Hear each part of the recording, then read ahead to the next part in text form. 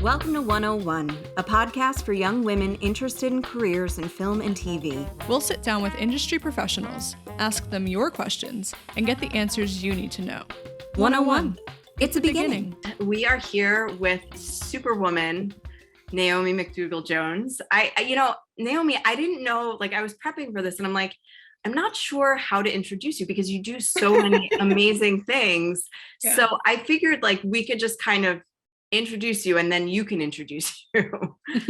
You're tossing the problem onto me, I see. I think that you have a better way of mapping it out for our listeners. It's a good problem. Yeah. Well, thank you so much for having me. Yeah, so I've taken to basically two titles, which is Storyteller and Changemaker. So on the storytelling front, I make movies. I'm a writer, actress, producer. I also write books and do other things in the storytelling ways. And then as a changemaker, I have traveled the world speaking about the problems of women, the problems with the lack of women in film, not the problems created by women in film. And I wrote a book about that, and I did a TED Talk that went viral, and I founded the 51 Fund, which is a private equity fund to finance films by female filmmakers. And I founded Avalon Story, which is a place to incubate both stories and business models that can lead us into a more beautiful future and a more beautiful system and regenerative system for storytelling, where maybe toxicity isn't baked into the DNA, but is actually the DNA is hopeful and joyful and regenerative and healthy. And I also recently became certified as a death doula, which is a bit of a tangent for this podcast. So we can talk about that if you want. I think we have to now. Yeah, it's a pretty interesting one. Yeah. I think that more or less covers it. I'm not sure how to follow that. That you do a lot of stuff. Oh my gosh, you do a lot of stuff. I did see your TED Talk, and if you haven't seen it, we'll put a link on our website and all of our contact stuff. It is wonderful. It's one of the things that I was just so inspired by when I was put in touch with you through mutual friends. What do you feel like you are first? Is there something that you feel like you are definitely all the time, in your life? I am definitely a writer all the time, or I am definitely this. I think it's Storyteller. My mom tells the story that when I was 4 years old, she took me to see The Nutcracker, and in the middle of the second act, I stood up on my seat and said, I want to do that. And for a while when I was a kid, I thought that meant ballet, which I did for 18 years, but it isn't really. I think what I felt in that theater, even at 4 years old, was the ability of story to reach people and to transform their insides. And so from the beginning, that's the thing I knew I had to be part of. So when I'm writing, acting, I'm getting to, even producing, I'm getting to live those stories in a different way, getting to weave them, getting to bring them into the world, whether through my words or my body or whatever. And then the women in film stuff has honestly just grown up because there's really systemic sexism and racism and all these things baked into this, the loudest megaphone through which we get to transmit stories. And so knowing and viscerally feeling how much power stories have, when I began to realize how limited the number of people who have that megaphone are, I knew that also had to be part of my work to change that, or be a small part of changing it. Do you think that one has informed the other and vice versa in how you've grown as an artist? Absolutely. It's really important to me to always protect my own art practice, partly because it's the thing that feeds me the most. It's my own body's communication with the universe. Without that, I would feel really desiccated. And something I've observed in some people who get caught by activism is that they actually stop their own art practice, and their whole identity becomes the activism.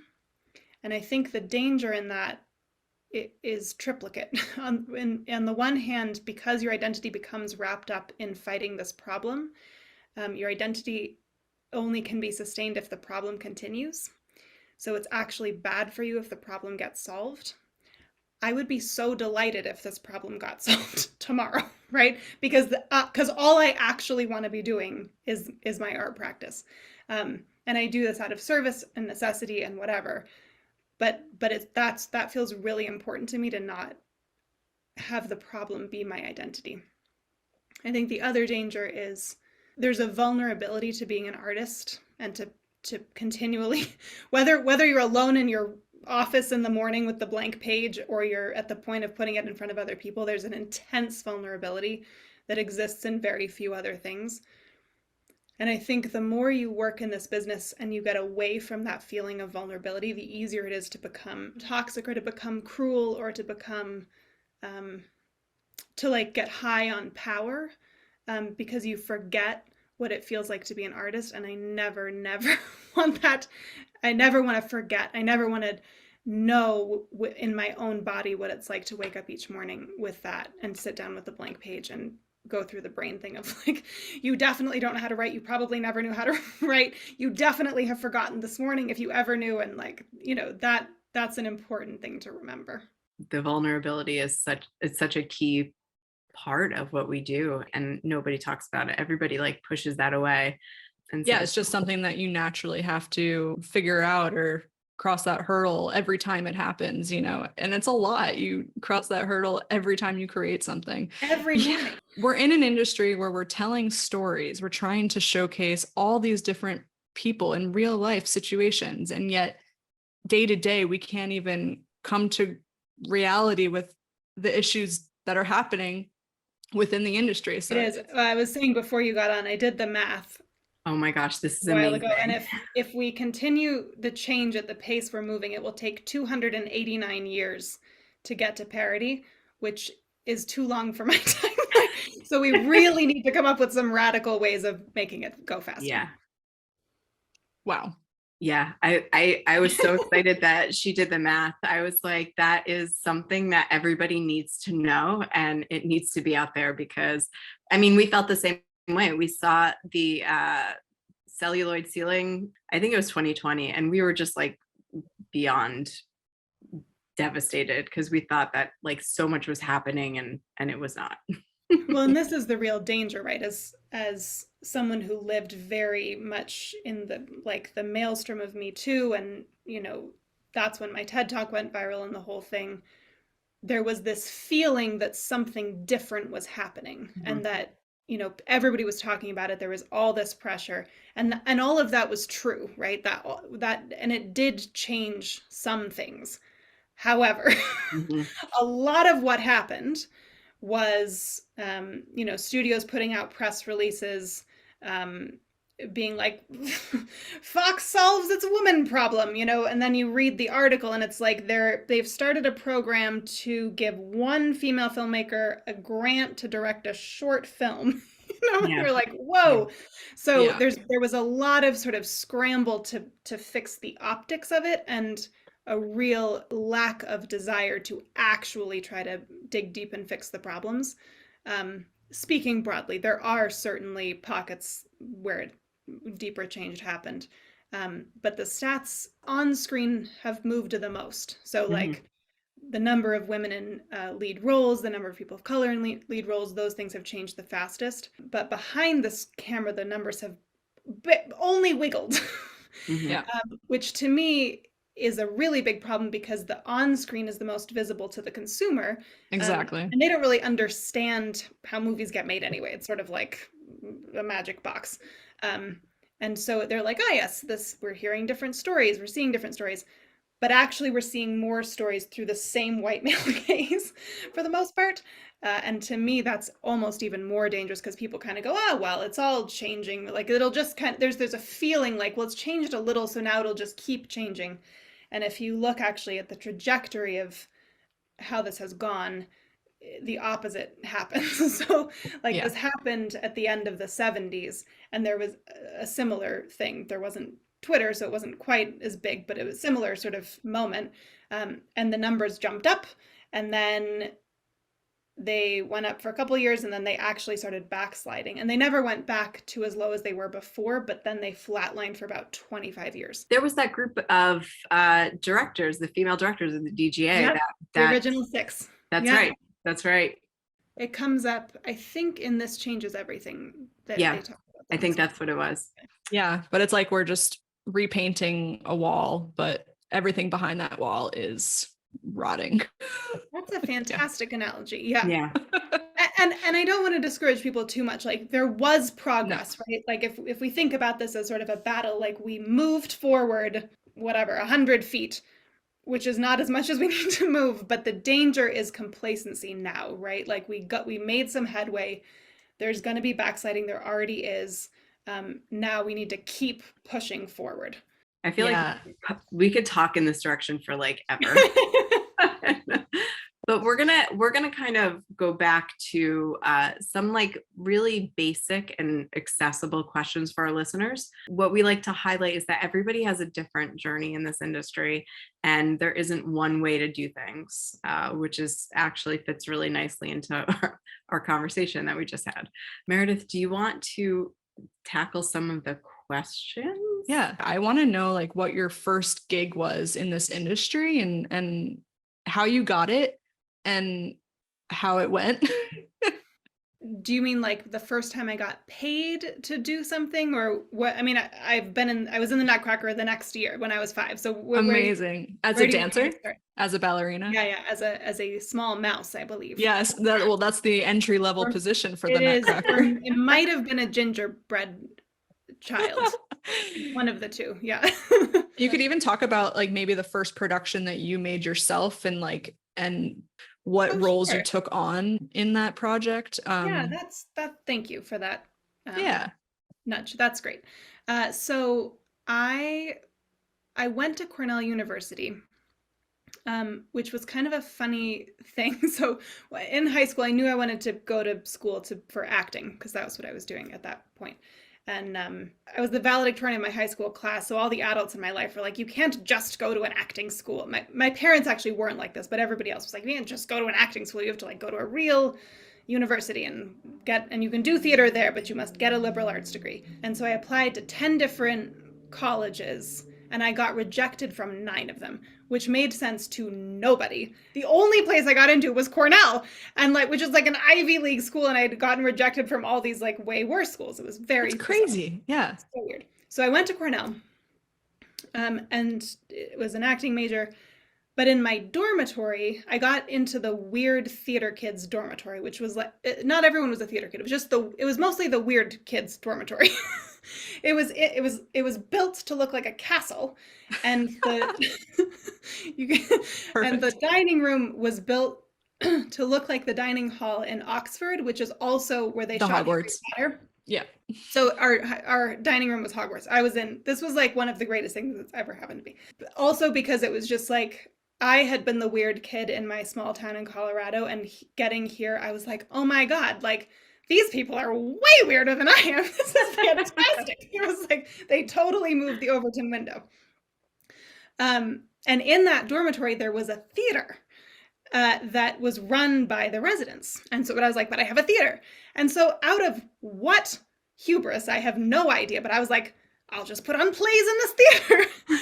So I was only at Cornell for 1 year, because then I ended up actually transferring to an acting conservatory in New York, which was great. But within that year, I produced 3 plays. And it was such a beautiful thing. And it was I guess it was kind of seminal in all of this, because it was just like, there was no reason we couldn't do it. Like, everyone wanted to be in them. Everyone wanted to come see them. We had a theater. There was just no barrier. And I feel like that experience that year really cemented in my mind, like, if you don't know how to do it, you just figure it out. Like, you just keep asking questions until you know what you're doing. That's amazing. Just really overambitious now that I'm So you were like the writer, director, producer in that sense. Yeah. Yeah. And did you act in that too? Mm-hmm. Yeah. I don't know if I directed all of them. I definitely directed one of them. Whatever. But yes. It was a lot. So that's when it began, like all the roles, you know. Yeah. Cool. What's the best part of your job? well, okay, possibly my favorite moment in the universe is the first day on set of a movie I've written. Because inevitably I've spent like 3 to 5 years working on this screenplay alone in my office, and then later with collaborators and whatever. But like going through this very painful, isolated process, like pulling this thing into existence and dreaming up these characters and the whole thing. And then one day, a very magical day, I walk onto a set and there's like 100 other grown people like pretending with me, like they're building the world that came out of my head, and they're making props because I wrote them on a page, and they're becoming human beings that have only existed in my brain until that point. And there's this beautiful thing where because I act in my films, I just walk onto set as an actor, right? And it's like this whole thing that has been mine goes like poof, and is suddenly everybody's, and it's so much bigger than me, and I'm just like this one tiny piece in it. It's the coolest feeling in the world. Yeah. And then sitting in an audience, listening to them laugh at your movie, at jokes you wrote, like that. So many things. It was cool that you mentioned like all of these like hundreds of grown people, just they're all building this thing. It seems like you really value the people that are working on that project with you. They all make it better. Like this is the sublime thing about film, is that it is a medium that begins with one person having an idea for a story, and then it like gets put through this magic box where like over 100 people all do their tiny little piece of this thing, and it comes out the other end of that box feeling like a cohesive story told by one person when it works, which is not always. But that should never work. Like that is crazy. How does that ever work? But there's no other art form like that. So, it's like, and each of those people bring their own special magic to whatever, even if they're like making a prop. And it's become so much more than any one person could create. It's amazing. Yeah, that's what we love. I love that. Yeah. Do we stay on the high lovey-dovey stuff, or do we go to the dark? I'm very good at swinging back and forth, so we can take a journey. We'll go, but we'll come back quick.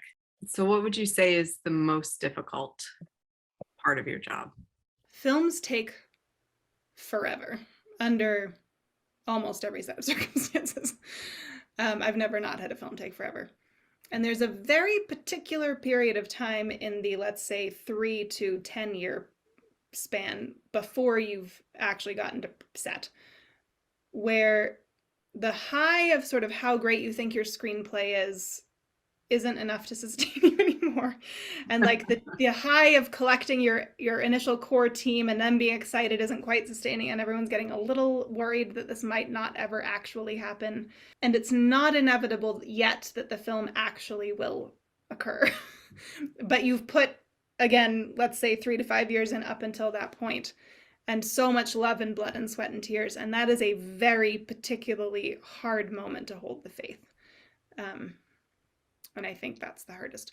Because anything, like whatever happens when you're on set, whatever happens when you're in post-production, like the biggest catastrophe can happen, you're still making your movie. It's like when it might not happen. That to me is the hardest. How do you keep going? Chocolate. I mean, what else do you do? Like, yeah. I'm not going to go become a banker at this point. Because I remember what it feels like to be on set in that first moment. You know?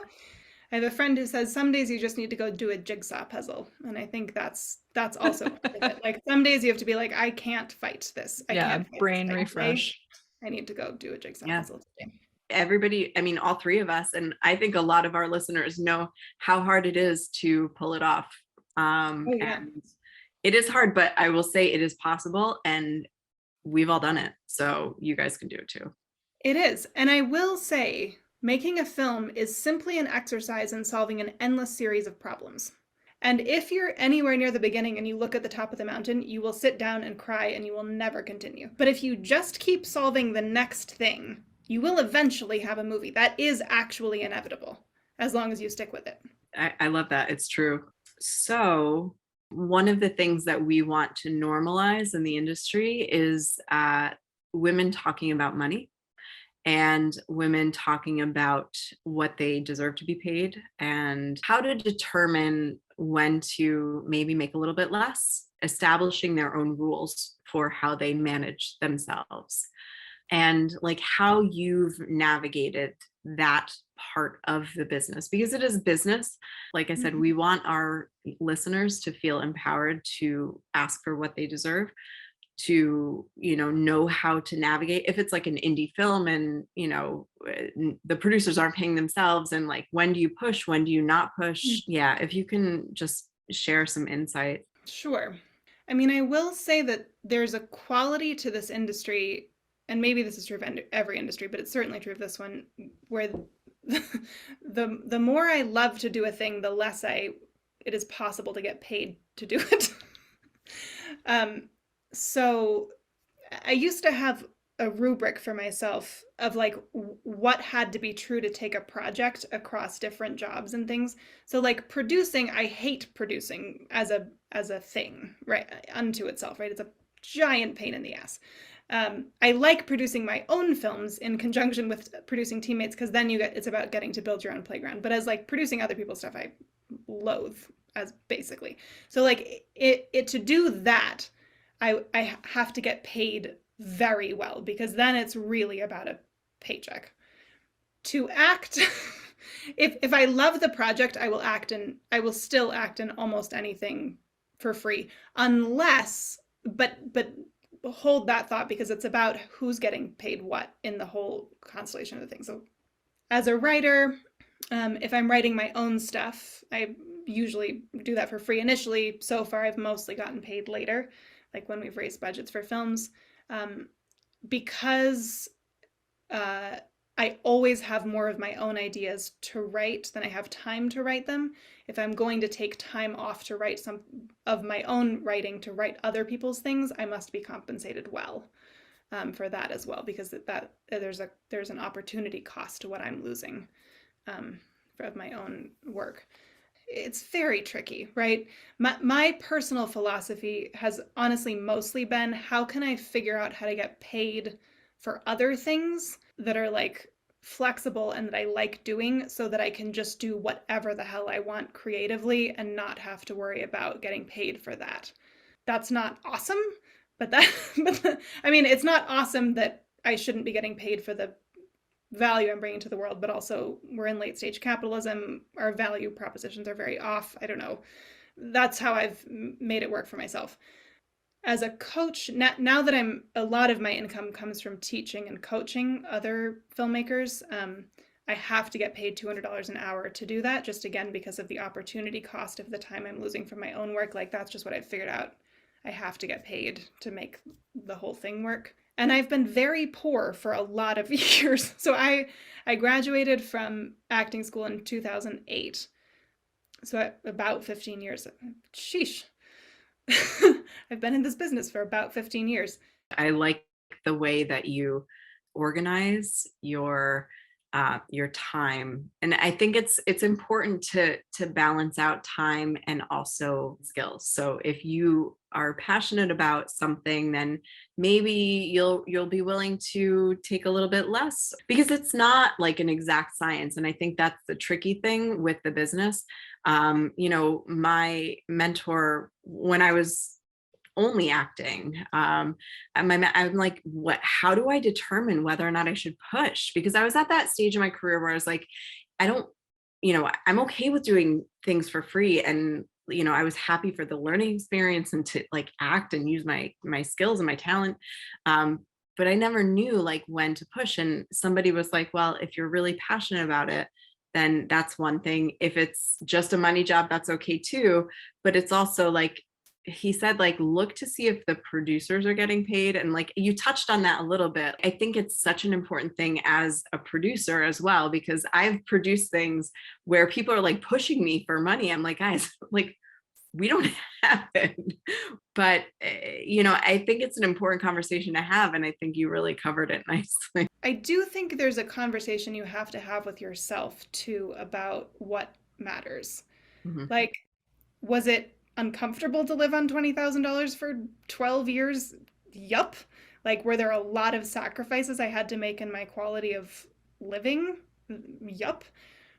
But to me, that was less important than getting to do the thing that I feel I was put on this earth to do in the way I wanted to do it. The reason this is bad is I don't want to reinforce the starving artist model, because I think we need to get out of that. However, there is a reality that, again, like the divergence between what you love doing and the way you love doing it and getting paid can be vast. You need to get paid and you need to live, and like what's your number that is enough to be okay, where beyond that you can do what you want to do. Yeah, no, exactly. And it obviously depends on where you live. Oh, hello, Carrie. Oh, hello, dog number one. She knows she's on camera. Yeah. Hi. Okay. What advice have you been given, or advice that you can give to our listeners? Maybe somebody who hasn't gotten into the industry yet, or people that are in the industry that are losing track of what's important. If you look at the most successful people in our industry, a lot of them are deeply fucking miserable. I would venture to say most of them are deeply miserable, which really has to give one pause, I think, about chasing metrics of success that we're told are important. I am a lot less successful than a lot of people. I'm also more successful than a lot of people. But I am really happy doing what I'm doing on a day-to-day basis. I think about co-creating my career with the universe. And what I mean by that is, like, there are the things each year or decade that I think I want to have happen. And I sort of like go after those things. But I think I've also been very good of when something else happens, inevitably, I've been very open to being like, okay, well, what's this? And sort of like pursuing the day-to-day life that I want and letting go of some of the bigger success markers that I thought were important before. And so I often joke that my career's been kind of like that magician, the magic trick with the handkerchiefs and the hat, where the magician like has a volunteer and they say, pull this handkerchief out of the hat, and then it's connected to another one. And I'm gonna, like, that's how my whole career has felt. It's like, this is very surprising. But it's also been amazing so far. And I think it will continue to be amazing. And like, if I think about what I thought I wanted when I was 18, I thought I wanted to be an Oscar-winning actress and just be an actress, and that hasn't happened. Maybe it will, maybe it won't. But I also, like, my brain wasn't big enough to imagine the career I have had, and it's so much cooler than that. Like, I've gotten to do so many more cool things. So co-create your career with the universe. Like, know what you want, take steps, but also pay attention to what's showing up and what may be presenting itself that's actually cooler than you could have imagined. Cooler than you could have imagined. I think though there's this amazing component of what we do, that it's really accessible. Like everybody feels like they know what goes into making a movie, or like what it means to be an actor. You know, some of my favorite questions when I was just starting out is like, you know, oh, what have you been in? And you're just like, people feel like they can ask you those questions and it's fine. But like, if someone's an accountant, they're not like, oh, how was last March? How was last April? Like, have you done any tax forms recently? It's like, it's the same. Like they don't, you know, any good audits lately. It's, you know, as a young artist, like it is hard. And, you know, even as a mature artist, like, you know, I've had people ask me about different projects and like, whatever happened with that. And you're just like, you know, we went on to make $650 million. Didn't you see? Yeah. It's the nature of a really like visible, accessible industry that people think they know a lot about, but unfortunately, like they only know a little bit about. Yeah. For any young artists out there who are getting asked the question, have I seen you in anything? Oh, have I seen you in anything? My best answer that I discovered is, oh, I don't know. What do you watch? and their brains go, what? And most of the time I was like, I don't know, we mostly watch Dancing with the Stars. And I'm like, oh, then probably not. Yeah, trying to bet on that one. I like that. That's a good one. It's funny. I have a friend that works on the set of Dancing with the Stars. So he does the set building. That's amazing. So for people who are just starting out, like maybe they know a little bit about the industry, maybe they're in school, like what kind of guidance would you give to getting that first job? Or like what resources do you think are helpful or have been helpful to you? I mean, you just kind of throw spaghetti at them. Like I feel like I was like a Tasmanian devil coming out of school. I was like, whatever, like, just like, get me on a set, get me to meet people. Yeah.